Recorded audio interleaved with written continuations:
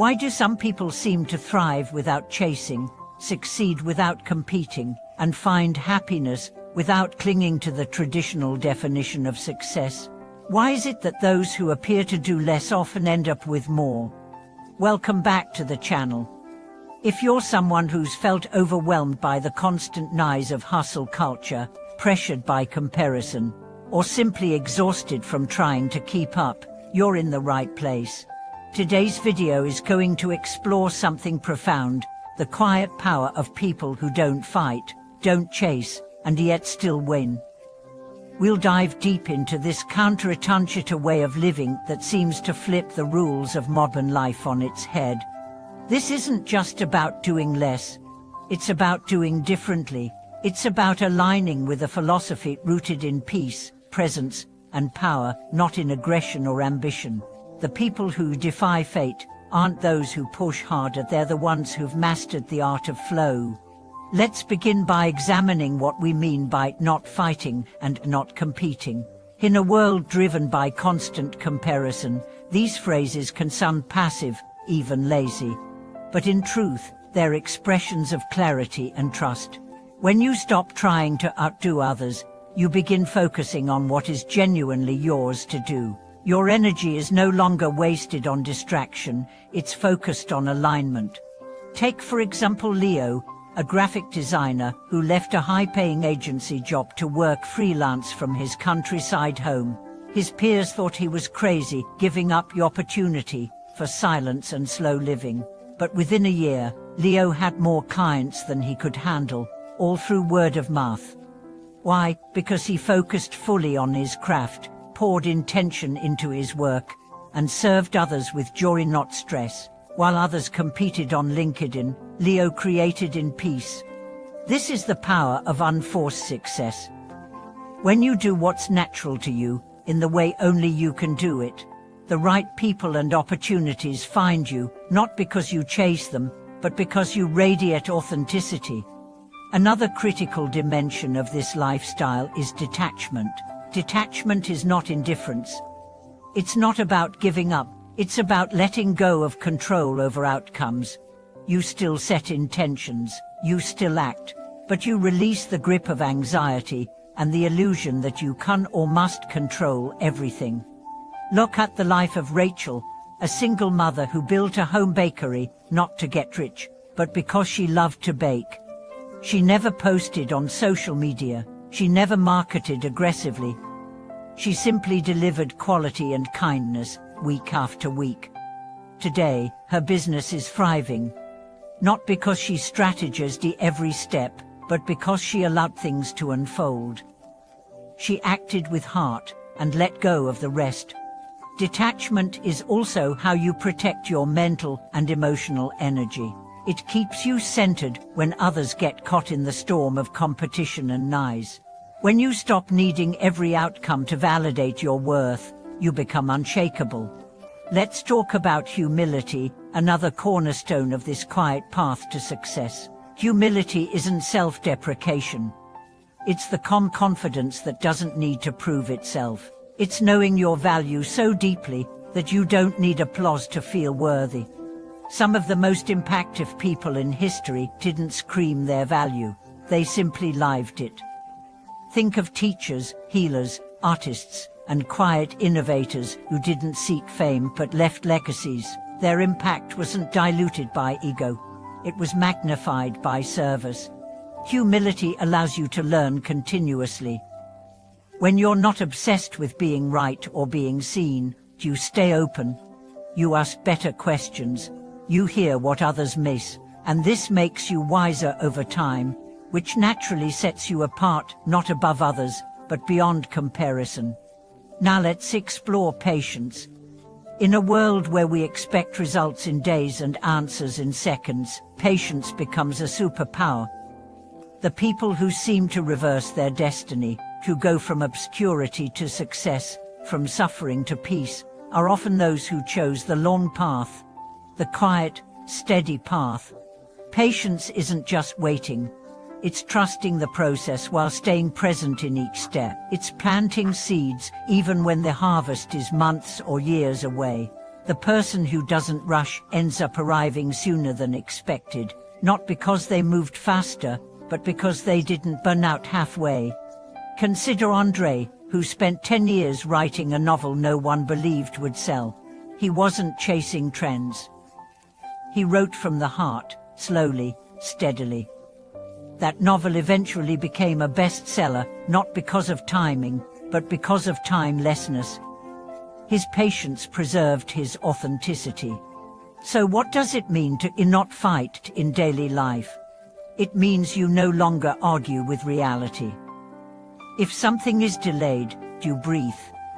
If someone misunderstands you, you don't rush to defend. If life closes a door, you trust another will open. You don't retreat, but you don't resist unnecessarily. You redirect, you recenter, and to not compete. It means you stop measuring your worth by someone else's journey.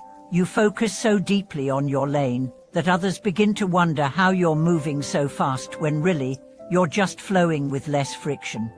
The people who quietly change their lives don't do so with loud declarations. They do so with small, consistent acts of integrity. They rise early not to hustle, but to find silence. They work deeply, not for applause, but for meaning. They rest without guilt. They give without fear. They let go without bitterness. And as they do this, life begins to meet them with surprising grace. The right people appear. The right ideas surface. The timing aligns. They don't chase success, they become it. Now here's something most people don't realize. This way of living doesn't mean you never face hardship. In fact, you might encounter more resistance from the outside world because you're not playing its game. But the peace you build inside becomes your shelter. Even when storms come, and they will, you'll stand firm because your roots are deep. You've built your life on values, not trends. On truth, not approval. This philosophy isn't for the faint of heart. It requires courage to slow down when the world rushes, strength to listen when others shout, faith to wait when others demand results. But the reward is profound. You stop surviving and start thriving. You stop performing and start living. Let's now delve deeper into the subtleties of this quiet philosophy, into the way it shapes not only your results in life, but your sense of identity, your rhythm, and the atmosphere you bring into every room you enter. Because here's the truth. When you stop competing with others, you begin aligning with yourself. And alignment is magnetic. Alignment means your actions match your values. Your schedule reflects your priorities. Your speech reflects your truth. And most of all, your energy becomes coherent. People may not know exactly what it is, but they'll feel it when you walk into a room. The peace, the steadiness, the absence of striving. This doesn't come from perfection. It comes from presence. And presence is built through practices, habits, and intentions that honor your inner world more than the external one. Let's talk about rhythm. In a fast-paced society, we're trained to believe that faster is better, but the most effective people in history, those who left a deep impact, often moved slowly, deliberately.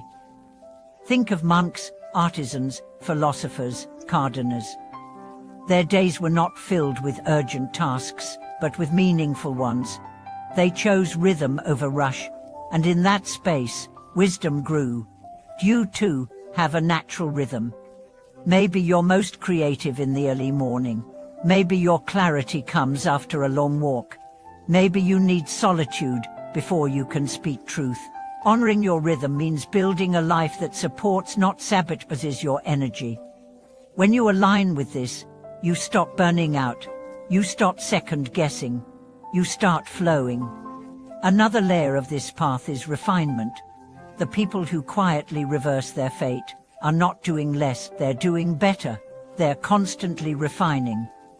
Not in a perfectionistic way, but with attention and care. They ask, is this task necessary? Is this habit serving me? Is this relationship still aligned? Refinement means saying no without guilt. It means pruning activities, beliefs, and distractions that no longer fit. It means simplifying, not to have less, but to focus more. Sophia, a therapist in her late 40s, used to juggle 10 clients a day, write articles, speak at events, and run her household alone. She was praised for her multitasking, but she was also exhausted. Eventually, she simplified her practice. Fewer clients, more space between sessions, more time for walking, reading, cooking slowly. Her income didn't drop, in fact, it rose. But more importantly, she stopped surviving and started savoring. Refinement is elegant. It's the opposite of scrambling. It's quiet excellence. Let's now discuss generosity, not the kind that performs for applause, but the kind that flows from fullness. When you stop trying to win against others, you start wishing them well. And this shift changes everything. Jealousy evaporates when you believe in abundance. Kindness becomes natural when you're no longer protecting your ego. Support flows freely when you trust that someone else's success does not threaten your own. This kind of generosity is a quiet revolution. It rewires your relationships. People open up to you. Opportunities find you. Not because you manipulated anything, but because your presence feels safe, kind, and rooted. Consider Devon, a freelance photographer. Instead of competing with other artists, he shared their work, praised their efforts, and even referred clients when he was overbooked. That simple generosity created a network of trust. He never lacked clients because he never operated from scarcity. This is a profound truth. When you let go of competition, you make room for collaboration. And collaboration, grounded in sincerity, creates exponential value. Another crucial aspect of this lifestyle is emotional maturity. Quiet success doesn't mean you never feel anger, fear, or sadness. It means you know how to navigate them. You don't lash out. You don't suppress. You hold space for your feelings without letting them control you. This self-regulation is rare, but it's transformative. Elijah, a manager in a volatile industry, once admitted that his greatest asset wasn't his skills, but his steadiness. When others panic, he said, I stay grounded. He credits this to his morning ritual of journaling, breathwork, and silent reflection. It's not glamorous, but it has made him a calm leader in chaotic environments. People who quietly reverse their fate often have strong inner practices, not for show, not for praise, but for survival, for clarity, for communion with themselves. Let's now talk about joy. Joy, on this path, is not a peak. It's a thread that runs through everything. It's found in quiet mornings, shared meals, slow progress. It's not dependent on achievement. It's found in how you stir your tea, how you fold your laundry, how you greet the day. These are not romantic notions. They are survival tools. In a world that asks you to be louder, faster, busier, finding joy in simplicity becomes an act of rebellion. You start to realize that your value was never in your resume. Your worth was never in your follow account. Your power was never in your ability to hustle harder. It was always in your stillness, your integrity, your ability to stay soft in a hard world. And this brings us to the heart of it all, faith. Not necessarily religious faith, though it can be, but the deeper kind. Faith in timing, faith in seasons, faith in silence, faith that doing the right thing, even if no one notices, still matters. Faith that your path is unfolding exactly as it should. This kind of faith gives you a steady spine. It lets you make long-term decisions in a short-term world. It helps you plant seeds you may never harvest, but you plant them anyway, because it's who you are. That is the essence of quiet power, of quiet success, of quietly defying fate. Not through noise, but through depth. Not through dominance, but through dignity. Not through control, but through clarity. And now, I invite you to reflect. Where are you still chasing? Where are you still fighting? Where can you let go, not in defeat, but in peace? You may find that everything you were chasing is already on its way to you, the moment you stop running and start listening. Thank you for watching this video. If this message gave you something to think about, please like, subscribe, and share your reflections in the comments. What part of this quiet philosophy resonates with your life right now? What have you learned from letting go? Until we meet again, stay calm, stay grounded, and remember, real power never needs to